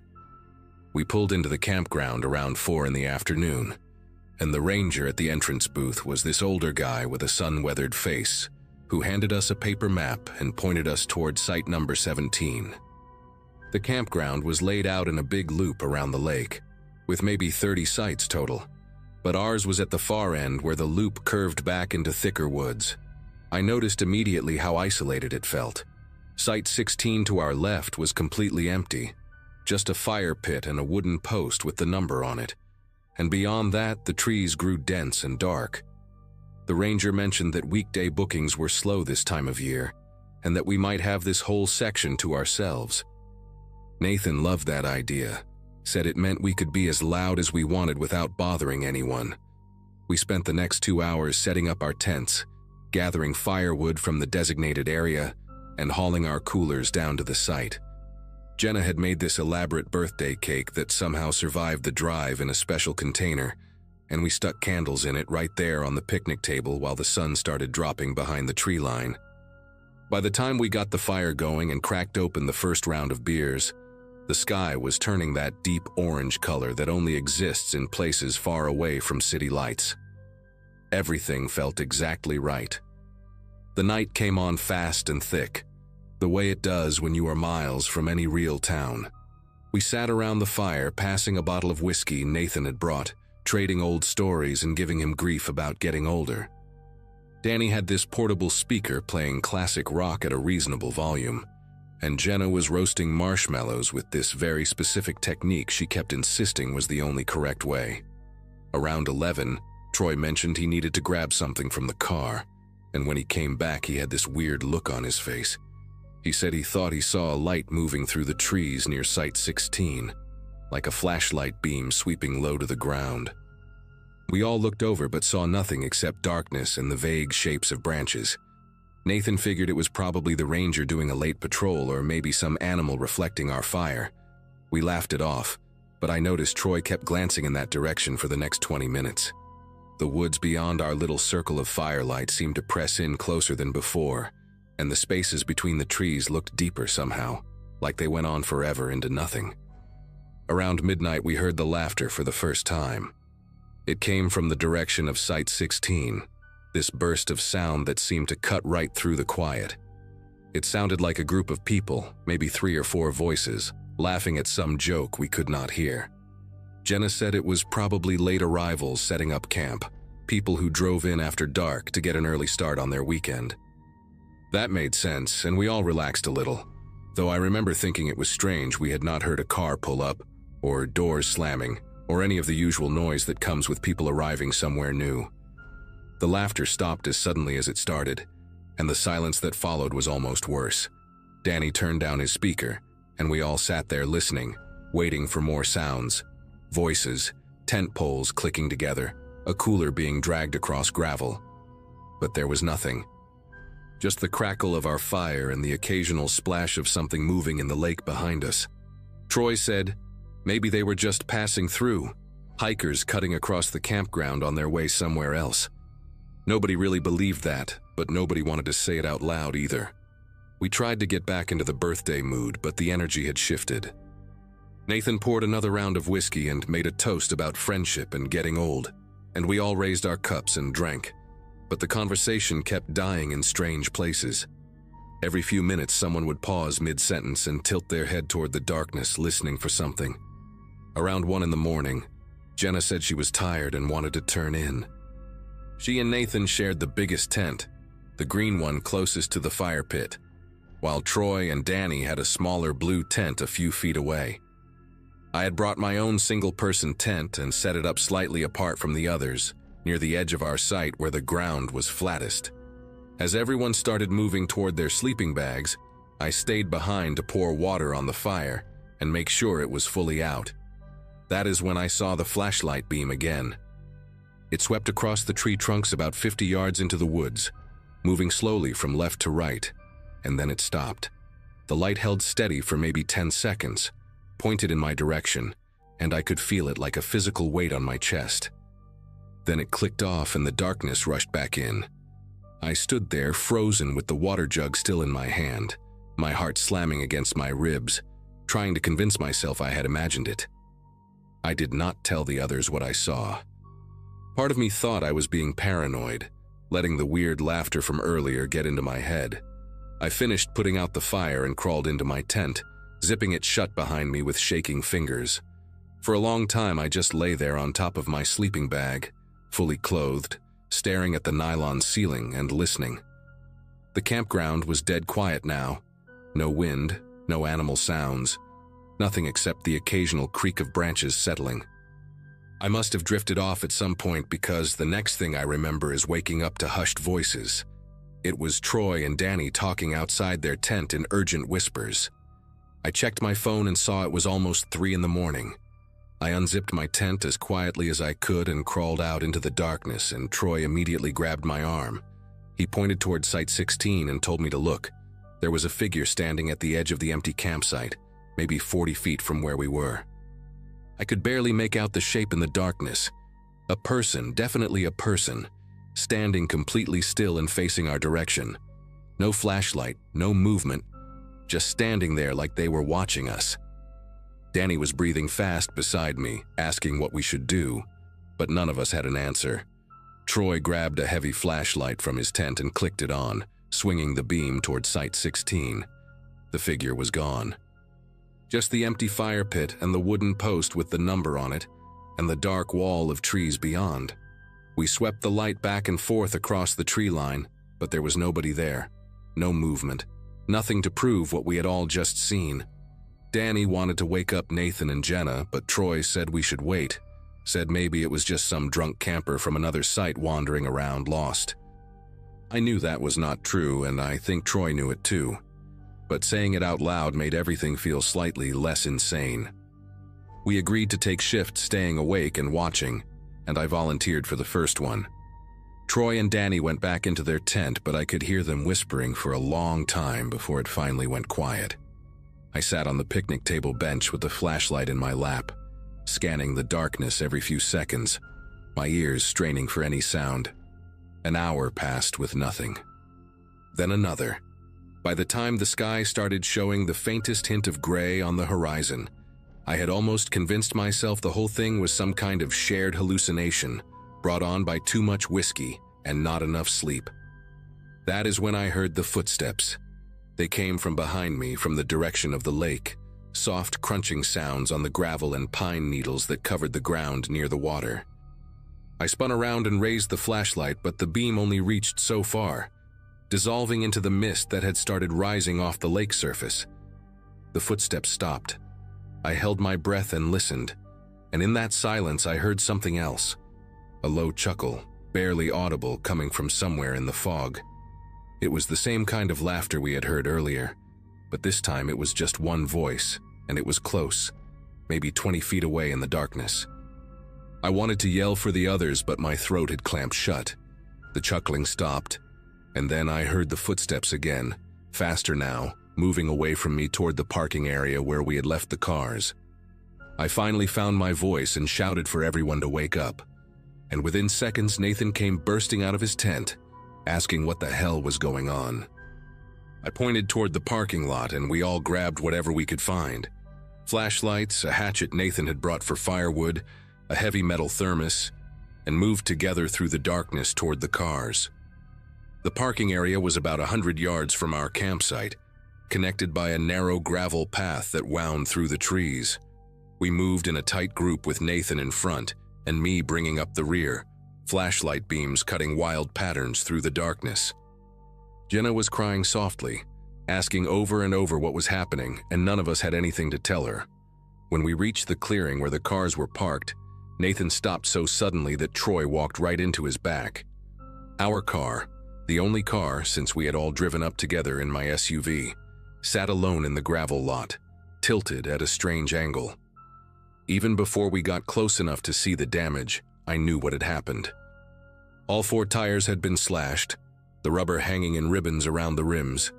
The whole vehicle sunk down onto its axles like a dead animal. Nathan circled the car with his flashlight, counting the cuts, and his voice cracked when he said there were at least 2 deep gashes in each tire. Whoever did this had taken their time. They had been thorough. Danny pulled out his phone to call for help, but there was no signal, not even a single bar. And when the rest of us checked our phones, it was the same story. We were 3 hours from home with no way to drive and no way to call anyone. Troy said we needed to walk to the ranger station near the entrance, that it was only about a mile down the main road, and someone would be there, or at least there would be a landline phone we could use. Nathan agreed, but Jenna refused to move, saying she was not walking through the dark with someone out there watching us. That is when we heard the sound that made everything worse. A tent zipper, the distinctive ripping noise of nylon teeth separating, coming from the direction of our campsite. We had left everything behind when we ran to check the cars, our supplies, our bags, everything. The 5 of us stood paralyzed in the parking lot, listening to the sounds of someone going through our camp. I heard a cooler lid slam shut, something heavy being dragged across the ground. Then that laughter again, louder this time, echoing through the trees like whoever was making it wanted us to hear. Jenna grabbed Nathan's arm and begged him to do something, but what could any of us do? There was one of them that we knew of, maybe more, and they clearly knew this place better than we did. They had been watching us all night waiting, and now they had us exactly where they wanted us. Nathan made the call. We were going to the ranger station, all of us together, and we were going now. He handed the hatchet to Troy and told Danny to grab the biggest rocks he could find. Jenna was still shaking, but she nodded and fell into line between me and Nathan. We started down the main road, moving fast, flashlights pointed straight ahead. The road was paved but narrow, with thick woods pressing in on both sides, and every shadow looked like a person waiting to step out. About halfway to the ranger station, we heard footsteps in the trees to our left, keeping pace with us, crunching through the underbrush maybe 30 feet away. Nobody said anything. We just walked faster, almost running, our breath coming in ragged gasps. The footsteps matched our speed. Then they started getting closer. I could hear branches snapping, leaves rustling, and underneath it all that same low chuckling sound, like this was all some kind of game. Danny screamed and hurled one of his rocks into the darkness, and for a moment everything went silent. Then a flashlight clicked on from inside the trees, blinding us with its beam, and a man's voice called out something I could not understand. Words that sounded slurred and wrong, like someone speaking through a mouthful of water. Troy raised the hatchet and shouted that he would kill anyone who came near us, and I believed him. I really did. The flashlight clicked off and we ran. We made it to the ranger station just as the sky was turning pink with dawn. The building was dark, but there was an emergency phone box mounted on the outside wall, and Nathan broke the glass with his elbow and dialed 911. The police arrived within 40 minutes, 2 county sheriff vehicles with lights flashing, and we told them everything while sitting on the tailgate of a patrol car wrapped in shock blankets. They searched the campground and found our site completely trashed. Tents collapsed and torn, coolers emptied, clothes scattered everywhere. They found footprints all around our camp, boot prints that did not match any of our shoes, and more prints leading into the woods toward an old service road that was not on any public map. A deputy told us they had received similar reports before, that there was a man who lived rough in these woods, a drifter with a history of mental illness who had been spotted near the campground several times over the past few years, but always disappeared before anyone could catch him. They never found him that morning either. We gave our statements and a tow truck came for my ruined car, and Nathan's dad drove 3 hours to pick us all up. None of us talked much on the ride home. Jenna broke up with Nathan a few weeks later, said she could not look at him without thinking about that night. Troy still refuses to go camping anywhere. And me, I still think about that man in the woods sometimes. Still wonder what would have happened if we had stayed in our tents, if we had not heard those footsteps moving toward the parking lot. The police said he probably just wanted to scare us, that drifters like him usually do not actually hurt anyone. But I remember that laughter, the way it sounded like he was enjoying himself, like we were the most fun he had in years. And I remember those slashed tires, the careful, deliberate cuts, and I know that whoever he was scaring us was not the only thing on his mind that night.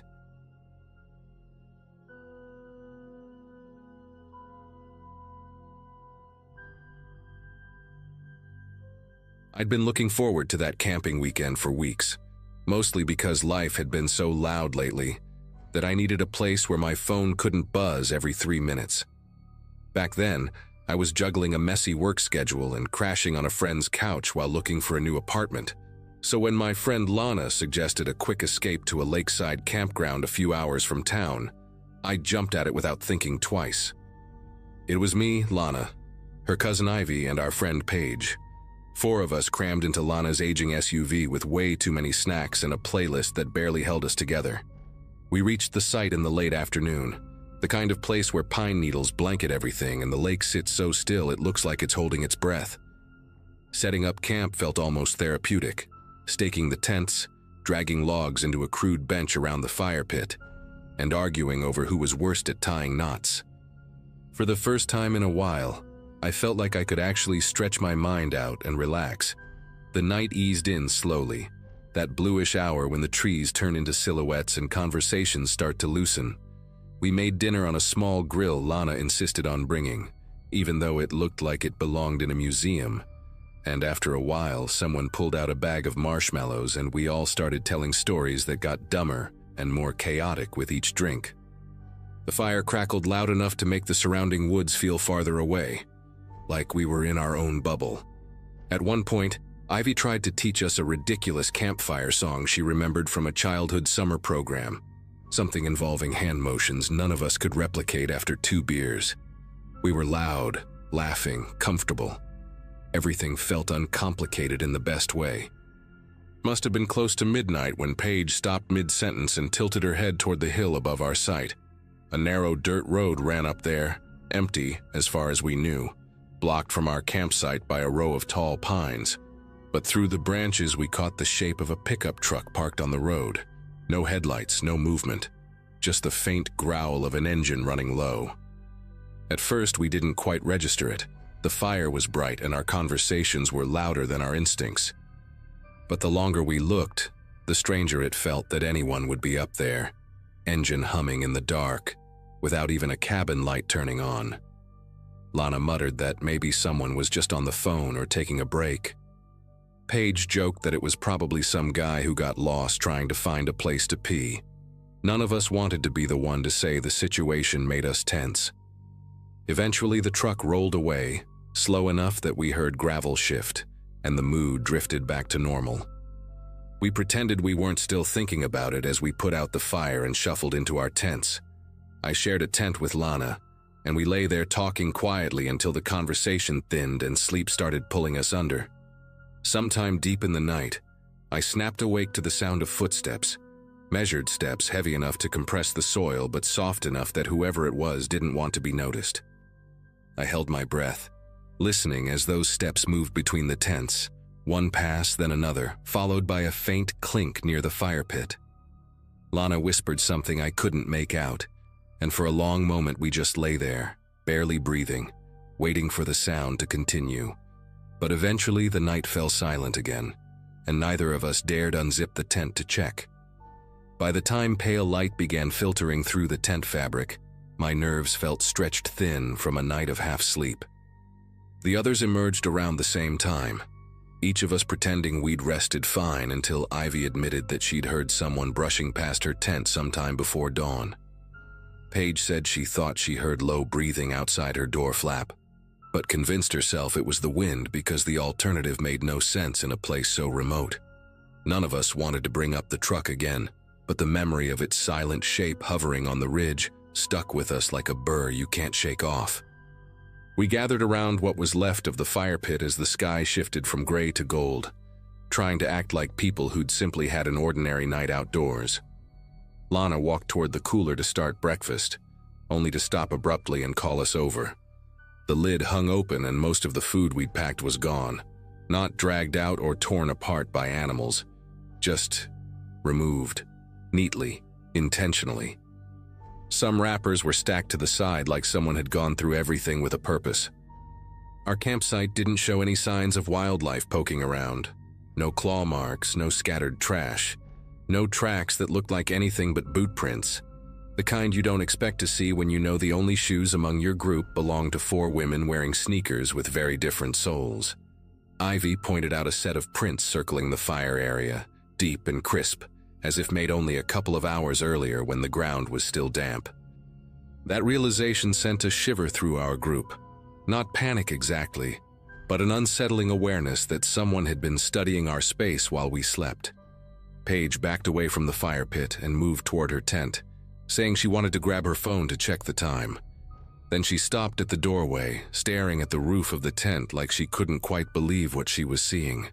Resting right in the center was a set of car keys. Not ours. Not from Lana's SUV. The key fob was old, scratched, attached to a small metal tag with numbers etched faintly into it. None of us recognized the brand stamped on the back. Paige didn't even want to touch them at first. She used the corner of her sleeve to lift them, turning them in her hand like some kind of warning had been left for us. That was when the memory of the footsteps clicked into place and made the whole scene feel heavier. Someone had walked between our tents, rummaged through our cooler, circled our fire, and left keys deliberately where they'd be seen. Lana's voice shook a little when she suggested maybe the keys belonged to someone who stopped by during the night for help. But if that were true, why not say something? Why not call out, and why take our food? We all kept scanning the tree line and the ridge above, half expecting to see that same truck watching us again. The woods around us felt unusually still, almost like the morning was waiting for us to decide our next move. Lana was the first to suggest packing up, and none of us argued. We moved quickly, not talking much, just collecting our things in a rhythm that bordered on frantic. Every few minutes, one of us would glance at the dirt road above the hill, expecting that truck to appear again. The morning air carried a calm that didn't match the atmosphere inside our circle. Even the birds felt quiet, like they were keeping their distance. I remember stuffing my sleeping bag into its sack with far more force than necessary, wanting nothing more than solid walls and a locked door. It didn't help that the boot prints around the campsite seemed clearer in the early light, as if the person who left them had lingered longer than we first thought. Once everything was in the car, Paige insisted we walk the perimeter one more time to be sure we hadn't missed anything important. I didn't want to, but leaving without checking felt worse. We followed her in tense silence as she traced the line of disturbed soil leading from the cooler area toward the trees. There were more prints than we had realized, some overlapping, some angled like the person had paused to look back at our tents. A broken twig here, a faint scuff on a rock there. At one point, Ivy crouched to examine a mark on the ground that looked like someone had knelt beside the fire pit. Maybe that same moment we heard the faint clink during the night. We didn't find any other belongings or clues, just the sense that whoever visited us had moved with intention. The drive back felt longer than the trip in. None of us talked much. We were too busy replaying that night from every possible angle, trying to justify the things that didn't make sense. Lana kept glancing in the rearview mirror, and every time her eyes flicked up, my pulse ticked a little faster. When we reached the main road, Paige pulled the unfamiliar keys from her pocket and set them in the cup holder between us. None of us wanted to bring them home, but tossing them in the woods felt wrong too, like ignoring something we should take seriously. Eventually, we agreed to leave them at a ranger station on the way back to town. The ranger who greeted us took one look at the keys and asked if we'd found them near the old logging trails. We hadn't mentioned anything about trails. When we told him which campsite we'd used, he let out a slow breath and said they'd had scattered reports over the years of a man who drove an older pickup through the back roads, watching campsites from a distance. No violence, just strange behavior, early morning tire tracks, missing food, objects moved around, little things left behind. No one had ever caught him, or even gotten a description clear enough to help. According to the ranger, the keys didn't match any recent lost item reports. He promised to log them anyway, and told us we'd done the right thing leaving. That was the final push we needed. We went straight home and never camped in that area again. I still think about those footsteps in the dark and the quiet way that stranger moved around us, and I'm grateful every day that he left before any of us woke up fully.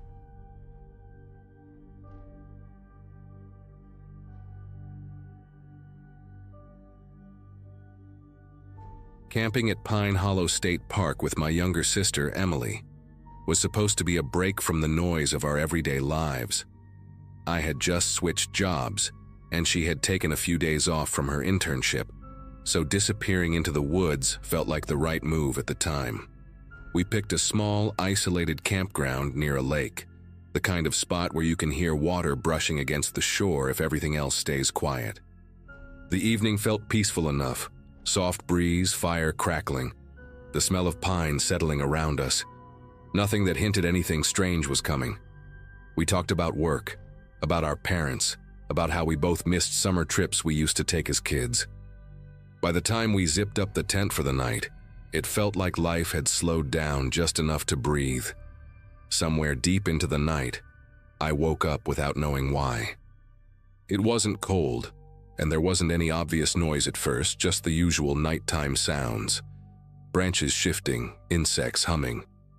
Emily was asleep next to me, curled inside her sleeping bag. I was about to lie back down when a faint whisper crept through the fabric of the tent. It wasn't wind, and it wasn't some animal moving around. It was a voice, low, quiet, dragging the syllables like someone trying not to be heard.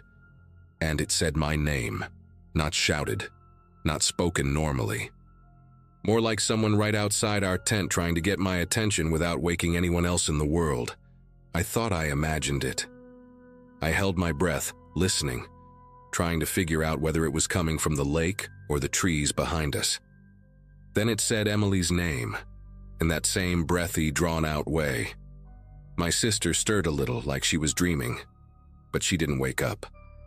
I leaned closer to the tent wall, trying to see if someone's shadow would show through the fabric, but there was nothing. No footsteps, no crunch of leaves, just that whisper slipping between the trees, repeating our names like whoever it was knew exactly who we were. I told myself some campers nearby must have overheard us earlier and were messing around. It was the only explanation that didn't make me want to unzip the tent and run. In the morning, we walked the whole campground expecting to find a group of teenagers laughing about their brilliant prank. But every site was empty, not just empty, untouched. Picnic tables with a thin layer of pollen, charcoal grills without a single ember, fire rings that hadn't been disturbed in days. When we reached the small trail office by the entrance, the ranger checking his inventory told us we were the only people who had checked in the night before. His tone was casual, but he gave us a look like he was waiting for us to mention something.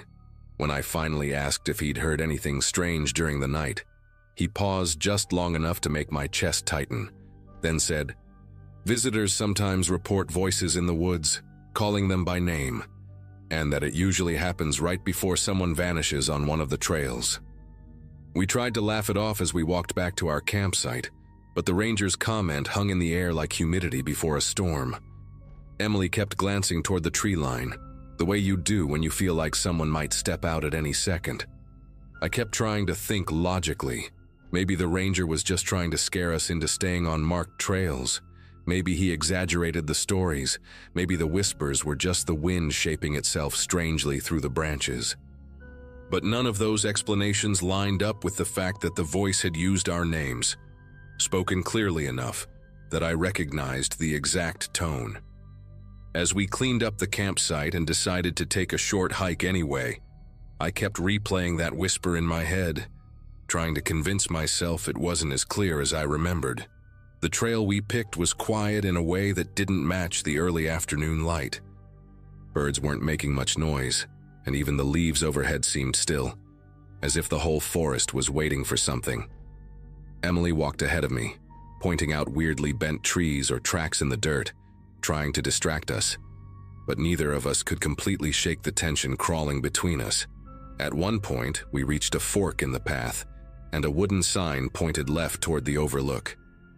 I suggested going that way, but Emily hesitated. staring into the cluster of trees on the right trail as if something there had pulled her attention.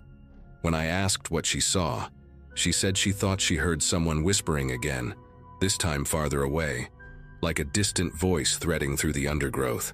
We stood there for a minute, listening, but the woods were silent. I told her it was probably just her nerves reacting to the ranger's story, and she nodded, though she didn't look convinced. We kept going toward the overlook, and for a while things felt normal again. The air smelled like sun-warmed pine, and the trail opened up just enough for light to spill through. But as we got closer to the viewpoint, something shifted around us. Not a noise, not a movement, more like the forest had gone quiet in a way that felt intentional. Emily slowed until she was right beside me, and I noticed the tiny hairs on her arms standing straight up. She whispered my name, not to get my attention, but to ask a question without saying the whole sentence out loud. Did I hear it too? At first, I thought she meant footsteps or branches moving, but then the same low whisper from the night before drifted toward us from the trees off the trail. Only this time, it didn't sound like it was calling from outside a tent. It sounded like it was standing somewhere between the trunks, as if someone was hiding just out of sight. It said my name once, then hers, letting each syllable drag through the quiet afternoon. Emily's grip tightened on my arm, and every instinct in me pushed to get her away from that stretch of forest. We stepped backward, slow at first, then quicker, not turning our backs to the trees until we reached the fork again. Whatever was in those woods knew who we were. And it didn't sound confused or lost. It sounded like it wanted us to follow. Back at the campsite, we didn't even sit down. We threw everything into the trunk of my car with the kind of coordination that comes from shared panic, neither of us needing to say much. The woods around us felt different from the night before, brighter but somehow heavier, as if the sunlight was just a thin layer stretched over something waiting underneath. I kept expecting to hear that whisper thread between the trees again. Emily kept glancing toward the narrow path that led down to the lake, as though someone might walk up from the shoreline at any second. We weren't talking anymore. Every few seconds, one of us would pause and listen, trying to catch any sound that didn't belong. Even the breeze pushing through the pines seemed too quiet. Once we were in the car, the relief was short-lived. The road leading out of the campground cut through a long stretch of dense woods, and the trees leaned close on both sides like they wanted to hide whatever moved beneath them. I focused on the dirt road ahead, but Emily suddenly said my name in a timid, wavering voice I hadn't heard from her since we were kids. She pointed to her phone. She had no signal, but the lock screen kept turning on by itself, displaying a dark, blurry image, as if the phone had snapped a photo from inside her pocket. The picture showed nothing obvious, but the background looked too much like the trail we'd taken earlier. She swore she hadn't touched the camera. I didn't know what to tell her. All I knew was that we had to get out of those woods fast. When we reached the ranger station again, the same man from earlier stepped outside before we even parked, like he already sensed we were coming back. I told him, without much detail, that we'd heard something again on the trail and didn't feel safe staying. He studied us for a moment, then said quietly that people who hear their names in the forest usually describe the same thing, a voice that seems close but never shows itself. Some say it sounds like a family member. Others say it mimics the exact tone of someone they know. And according to him, every missing person case in the park started with that same detail. He advised us to go straight home and not linger anywhere alone between the trees. The certainty in his voice left no room for argument. We drove the entire way back to town without music, without stopping, barely speaking. Emily kept her phone in her lap, screen facing down, like she didn't trust whatever had caused it to light up. I kept replaying everything. The whisper outside the tent, the empty campsites, the voice on the trail, the ranger's warning. That night, neither of us slept well, and for weeks afterward, I'd hear faint noises whenever I passed wooded areas, even small patches of trees near the highway. Nothing ever called my name again, but the memory of how it sounded hasn't faded. I don't know what would have happened if we had followed the voice deeper into the forest. I'm just grateful we left when we did.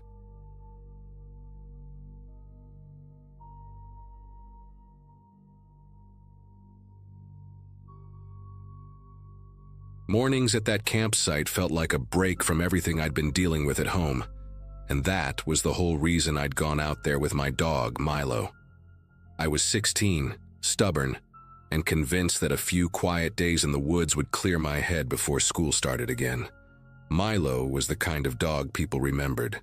A reddish mutt with mismatched eyes and a strange habit of tilting his head like he understood full sentences.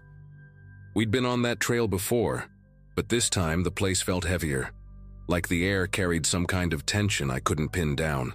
I kept telling myself it was just because the campground was quieter than usual, with only one other spot occupied way down near the stream. I spent most of that day wandering around the area, letting Milo sprint ahead and catch sense, while I tried to settle into the idea of having actual peace for a bit. By late afternoon, the weather had shifted in a way that made the woods seem older, almost watchful. Milo kept pausing, staring toward the thick line of trees behind our tent with his ears pinned forward. Normally he was fearless, the type to chase after any sound without hesitation, but he kept circling close to me like he wasn't sure about something. I tried to laugh it off and tossed him a treat, thinking maybe he was just tired from the hike earlier. The campsite itself had this odd layout: tall pines on 3 sides and an uphill slope behind us where the ground dipped into a shadowy ravine. Every time the wind passed through that direction, the branches scraped in a way that reminded me of someone dragging cloth over bark. I kept pretending not to notice how often I looked back at it. Everything shifted around dusk, right when I was finishing dinner over the fire. Milo perked up suddenly, tail low, nose twitching as he stared again toward the ravine. Before I could say anything, he let out this soft, uneasy whine, one I'd only heard once before, the night he cut his paw on broken glass and tried to hide it from me. Then he trotted toward the tree line, glancing back as if expecting me to follow. I called after him, telling him not to go far, but he slipped between the trees anyway. His footsteps faded fast, swallowed up by the thick layers of pine needles and underbrush. A minute passed, then 2. Then the forest went still in a way that didn't feel normal for that time of day. When I finally called his name, the answer I got made my whole body react in a way I don't have a perfect word for. It was a whine, the same pitch Milo made when he wanted attention, but it echoed deeper in the woods, stretched slightly wrong, like someone trying to imitate him without understanding how real dogs breathe between sounds. The moment I heard it, I knew it wasn't him. Milo's real whine always had a tremble at the end, like he couldn't hold the note perfectly. This one cut off too clean, almost clipped, like whoever or whatever made it didn't know how to finish the sound naturally. I stood there, staring into the dark patch of trees where the response had come from, feeling this rising certainty that I shouldn't step closer to it, no matter what. I kept calling for Milo, but the woods stayed quiet except for that one strange response I couldn't get out of my head. It replayed in my mind over and over, the too clean ending, the way it seemed to come from farther away than Milo could have run in that short time. I waved my flashlight toward the trees, the beam catching on uneven patches of branches that looked like they'd been disturbed recently. Normally, Milo would have barked back or come sprinting toward the light, crashing through bushes without a care. But there was nothing. The longer I stood there, the more I noticed how the forest around me felt wrong for early evening. No insects buzzing, no rustling, no distant birds settling down. Just this thick silence that seemed to press against my ears. I kept telling myself he'd show up any second, but the part of me that knew Milo best kept saying something had lured him farther than he meant to go. Eventually, I grabbed the small camping lantern and stepped toward the edge of the ravine, stopping right before the slope dipped down. The ground there looked churned up in a weird way, as if someone had stepped repeatedly in the same spots, trying to flatten the grass. I crouched down, shining the light over the area, and spotted a few impressions that were definitely not from Milo. They were too long, too narrow, almost like footprints from someone walking carefully on the very edges of their feet. The spacing between them was strange too, like whoever made them had an awkward gait or was deliberately trying to mask their stride. The moment I noticed that, the wind shifted again from the ravine. carrying with it a faint smell that reminded me of wet rope and metal left out in the rain. It wasn't a scent I'd ever associated with animals out here. Panic started creeping up on me, but I forced myself to think rationally and headed back to the campsite. I kept the lantern high, scanning everything: the tent, the cooler, the scattered gear near the fire pit. Nothing looked disturbed, but the whole spot felt like it wasn't mine anymore, like someone else had been circling it while I wasn't paying attention. The shadows seemed longer than they should have been, stretching toward the tent in thin, crooked shapes that didn't match the trees behind them. I reached into the tent for my phone, hoping for a signal, but the screen stayed stubbornly blank. That isolation hit me harder than I expected. I stood there with my hand on Milo's empty leash, realizing I didn't even know which direction to start searching without risking getting lost myself. My instincts kept telling me to stay put until sunrise, but every few minutes I'd hear something subtle, a faint crack, a soft shift of leaves, coming from the same area Milo had run toward. Not close, but not far enough to ignore. It almost felt like someone was matching my movements from a distance, stepping only when I stepped, pausing only when I paused. At one point, I heard that imitation whine again, but this time it sounded quieter, like whoever made it was trying to lure me slowly instead of calling me directly. I stood perfectly still, gripping the lantern so hard the handle dug into my palm, listening to the echo fade into the trees. There was no way Milo would have responded like that. Whoever was out there had been practicing his sounds, waiting for the right moment. At some point in the night, exhaustion won over fear, and I ended up sitting with my back against a tree, trying to stay alert while fighting off the heaviness in my eyes. The lantern burned low, giving everything around me this washed-out pale look, like the world had been drained of color. Every so often I whispered Milo's name, quietly enough that if someone was listening, it wouldn't give away my position too clearly. The forest answered with nothing but that same thick quiet, and it felt like the trees themselves were holding their breath. When the lantern finally dimmed to its weakest glow, I noticed movement near the slope. Not a full shape, just a shift in the darkness, like someone stepping back the moment the light tried to catch them. That single moment convinced me I wasn't imagining things. Someone had been out there long before Milo wandered off.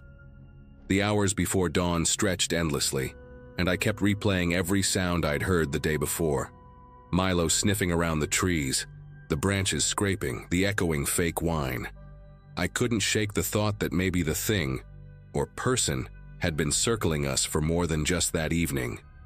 Around early morning, I heard a distant engine turning over near the trailhead. It was old, the kind of engine that rattles before settling, and it kicked on as if someone had been waiting for the exact moment sunlight started touching the trees. No voices, no doors slamming, no footsteps rushing away, just the engine humming steadily for a few seconds before fading down the dirt road. I stayed frozen where I sat, listening until the sound was completely gone. When it finally stopped, the forest seemed to loosen its grip on the silence. Once the sun pushed fully through the treetops, I grabbed my pack and headed toward the trailhead, calling for Milo in short bursts. My voice bounced strangely between the trees, like the forest hadn't quite woken up yet. I didn't get far before I spotted him, lying just a few yards off the path, half hidden behind a cluster of ferns. His fur was ruffled, and he had a shallow cut near his shoulder, like he'd brushed against something sharp or been grabbed roughly.